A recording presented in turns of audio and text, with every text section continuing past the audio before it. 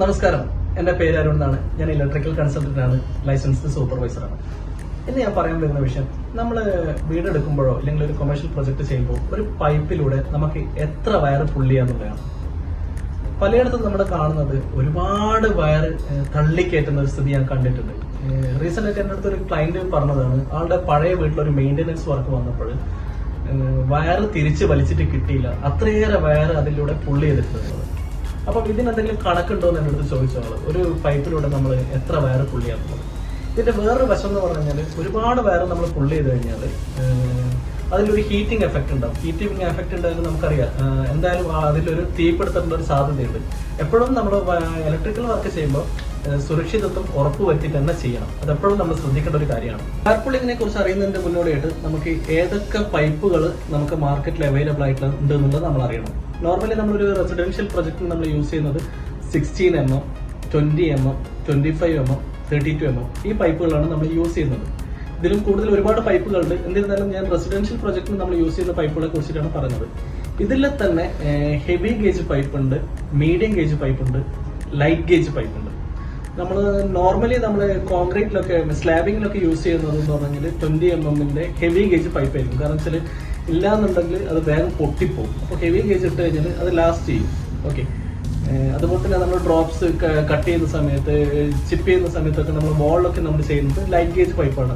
എന്നിരുന്നാലും നമ്മൾ പൈപ്പ് എടുക്കുമ്പോൾ ശ്രദ്ധിക്കേണ്ടത് ISA മുദ്രയുള്ള പൈപ്പ് തന്നെ നമ്മൾ യൂസ് ചെയ്യണം. അത് ഏതൊക്കെ തരത്തിലുള്ള വയറുകൾ ഉണ്ട് എന്ന് അറിയണം. ഞാൻ എല്ലാത്തിലേക്കും ഡീറ്റെയിൽഡ് ആയിട്ട് പോകുന്നില്ല. നോർമലി നമ്മുടെ നാട്ടിൽ യൂസ് ചെയ്യുന്ന റെസിഡൻഷ്യൽ പ്രൊജക്റ്റിന് യൂസ് ചെയ്യുന്ന വയറുകളെ കുറിച്ചിട്ടാണ് ഞാൻ പറയുന്നത്.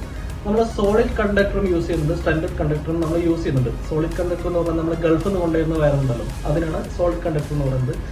ഇത് സ്റ്റാൻഡേർഡ് ആണ്. ഇതാണ് നോർമലി നമ്മുടെ നാട്ടിലുള്ള ഹൗസ് വയറിങ്ങിലൊക്കെ നമ്മൾ യൂസ് ചെയ്യുന്ന വയർ സ്റ്റാൻഡേർഡ് ആണ്. ഇനി നമുക്ക് നോക്കാം maximum cable capacity of conduit. അതിന്റെ ഇക്വേഷൻ എന്ന് പറയുന്നത്, maximum wire capacity of conduit is equal to conduit factor divided by cable factor. ഈ ഒരു ഇക്വേഷൻ വെച്ചിട്ടാണ് നമുക്ക് ഒരു പൈപ്പിലൂടെ, ഒരു PVC കോൺഡ്യൂട്ടിലൂടെ എത്ര വയറുകൾ നമുക്ക് പുള്ളിയാന്നുള്ളത് നമ്മൾ ഡിറൈവ് ചെയ്ത് വരുന്നത്. ഈ ടോപ്പിക്കിലേക്ക് ഞാൻ ഡീറ്റെയിൽഡ് ആയിട്ട് പോകുന്നില്ല, വളരെ സിമ്പിളായിട്ട് പറയാനാണ് ഞാൻ ഉദ്ദേശിക്കുന്നത്. ഇനി അടുത്തത് നമുക്ക് ഫില്ലിംഗ് കപ്പാസിറ്റി ഓഫ് കോൺഡ്യൂട്ട് നോക്കാം. നാഷണൽ ഇലക്ട്രിക്കൽ കോഡ് പ്രകാരമുള്ള ആ സ്റ്റാൻഡേർഡ് എന്താണെന്ന് നോക്കാം. ഫോർ എക്സാമ്പിൾ, ഒരു PVC കോൺഡ്യൂട്ടിലൂടെ നമ്മൾ ഒരു വയറാണ് നമ്മൾ യൂസ് ചെയ്യുന്നതെങ്കിൽ അതിൻ്റെ അപ് ടു 51% ആണ് അതിൻ്റെ ഫില്ലിംഗ് കപ്പാസിറ്റി എന്ന് പറയുന്നത്. രണ്ടാമത്തത്, ഇപ്പം നമ്മളൊരു കോൺഡ്യൂട്ടിലൂടെ 2 ഗേജ് വയറുകൾ യൂസ് ചെയ്യുന്നു. അതായത് ഇപ്പോൾ ഒരു 1.5-ന്റെ വയറും ഒരു 2.5-ന്റെ വയറാണ് യൂസ് ചെയ്യുന്നതെങ്കിൽ നമുക്ക് അതിൻ്റെ ഫില്ലിംഗ് കപ്പാസിറ്റി എന്ന് പറയുന്നത് 31% ആണ്. ഇനി മോർ ദാൻ 2 ഗേജ് വയർ, അതായത് ഇപ്പോൾ 1 സ്ക്വയറിൻ്റെ വയർ, 1.5-ന്റെ വയർ, 2.5-ന്റെ വയറാണ് നമ്മൾ വലിക്കുന്നതെങ്കിൽ 40% of the conduit is the filling capacity. ഇത് ജസ്റ്റ് ഒന്ന് മനസ്സിലാക്കി വെക്കാൻ വേണ്ടിയിട്ട് മാത്രമാണ് ഞാൻ പറഞ്ഞിരിക്കുന്നത്. Maximum numbers of copper wire allowed in A PVC conduit. നമ്മൾ ഈ രീതിയിലാണ് വർക്ക് ചെയ്തു പോരുന്നത്. ഈ രീതിയിൽ ചെയ്ത് കഴിഞ്ഞാൽ നമുക്കൊരു പൈപ്പിലൂടെ വളരെ സിമ്പിളായിട്ട്, ഫുൾ പാക്ഡ് ആകാത്ത രീതിയിൽ നമുക്ക് സിമ്പിളായിട്ട് ചെയ്യാൻ പറ്റും. അതായത് 1 സ്ക്വയറിൻ്റെ വയർ 20 mm പൈപ്പിലൂടെ നമുക്ക് 6 എണ്ണം വലിക്കാം. അതുപോലെ തന്നെ 25 mm 13 എണ്ണവും 32 mm പൈപ്പിൽ 19 എണ്ണവും നമുക്ക് ലേ ചെയ്യാൻ പറ്റും. 1.5 ആണ് വയറാണെന്നുണ്ടെങ്കിൽ 20 mm കോൺഡ്യൂട്ടിൽ 5 എണ്ണവും 25 mm കോൺഡ്യൂട്ടിൽ 9 എണ്ണവും 32 mm കോൺഡ്യൂട്ടിൽ 13 എണ്ണവും നമുക്ക് വളരെ സിമ്പിളായിട്ട് പുള്ളി ചെയ്യാൻ പറ്റും.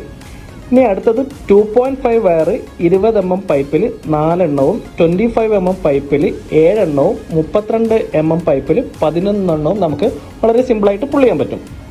നെക്സ്റ്റ് വൺ, 20 mm കോൺഡ്യൂട്ടിൽ 4 സ്ക്വയർ ആണെന്നുണ്ടെങ്കിൽ 3 എണ്ണം, 25 mm കോൺഡ്യൂട്ടിൽ 6 എണ്ണം, 32 mm കോൺഡ്യൂട്ടിൽ 9 എണ്ണം. ഇനി അടുത്തത് 6 സ്ക്വയർ. 20 mm പൈപ്പിൽ നമുക്ക് 2 എണ്ണം, 25 mm പൈപ്പിൽ 5 എണ്ണം, 32 mm പൈപ്പിൽ 8 എണ്ണം നമുക്ക് വളരെ സിമ്പിളായിട്ട് നല്ല രീതിയിൽ നമുക്ക് ചെയ്യാൻ പറ്റും. നമ്മൾ ഇനീഷ്യൽ സ്റ്റേജിൽ തന്നെ ഒരു ഡീറ്റെയിൽഡ് ഇലക്ട്രിക്കൽ ഡ്രോയിങ് വെച്ച് നമ്മൾ വർക്ക് ചെയ്യുകയാണെന്നുണ്ടെങ്കിൽ ഈ ടൈറ്റ്ലി പാക്കിങ് നമുക്ക് ഒഴിവാക്കാൻ പറ്റും. അതാകുമ്പോൾ നമുക്ക് പ്രീ പ്ലാൻഡ് ആയിട്ട് എത്ര കോൺഡ്യൂട്ടുകൾ നമുക്ക് ലേ ചെയ്യണം, അതിലൂടെ എത്ര വയറുകൾ വേണം, ഇനി മോർ നമ്പേഴ്സ് ഓഫ് കോൺഡ്യൂട്ട് വേണോ, അങ്ങനെയൊക്കെയുള്ള ഒരു സാഹചര്യത്തിൽ നമുക്ക് വളരെ പ്രീ പ്ലാൻഡ് ആയിട്ട് ഇലക്ട്രിക്കൽ ഡ്രോയിങ് വെച്ചിട്ട് ചെയ്യാൻ പറ്റും. ഈ വീഡിയോയിൽ ഞാൻ ഒരു പൈപ്പിലൂടെ എത്ര വയർ വലിക്കാമെന്നുള്ളതിനെ കുറിച്ച് വളരെ ഡീറ്റെയിൽഡ് ആയിട്ട് പറഞ്ഞിട്ടുണ്ട്. എപ്പോഴും നമ്മൾ ഇലക്ട്രിക്കൽ വർക്ക് ചെയ്യുമ്പോൾ ശ്രദ്ധിക്കേണ്ടത്, എപ്പോഴും സുരക്ഷിതത്വം ഉറപ്പുവരുത്തണം.